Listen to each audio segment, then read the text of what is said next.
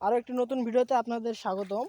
আজ এসেছি আমি আপনাদেরকে দেখাতে যে এই রকম জায়গাগুলো নেই, বিশেষ করে আমার পিছে যে সকল জায়গাগুলো দেখতে পাচ্ছেন, এই সকল জায়গাগুলো খুবই খতরনাক জায়গা। মানে এইখানে কালকে একটা সাপে কামড়ে একটা ছেলে মারা গেছে। তো এই জায়গাটা হচ্ছে ওই পরিস্থিতি, প্রচুর পরিমাণে সাপ এবং সাপের গায়ের যে কলস পাল্টায় ওই কলসের মানে অনেক কলস আছে। তো এই যে আমি দেখাইতে চাচ্ছি আপনাদেরকে, বিশেষ করে চর অঞ্চলে যে আমার পিছে যে জায়গাগুলো, প্লাস এই যে এই সাইডে যে জায়গাগুলো, এগুলো নিয়ে অনেক পরিমাণে সাপ থাকে। তো আপনারা অবশ্যই যে সকল জায়গাগুলো নিয়ে মানে অনেক পরিমাণে যে বাঁশঝাড়, ওইখানে অনেক পরিমাণে সাপ থাকে। এই যে এইখানে যে বাঁশঝাড়, এখানেও সাপ থাকে।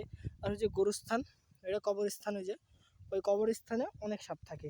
তো আপনারা খুবই সাবধানে চলাফেরা করবেন। বন্যার পানি তো আবার বিশেষ মানে প্রচুর পরিমাণে বৃদ্ধি পাচ্ছে। মানে এইভাবে বৃদ্ধি পেলে আরও সাপের আনাগোনা বেশি পরিমাণে হবে।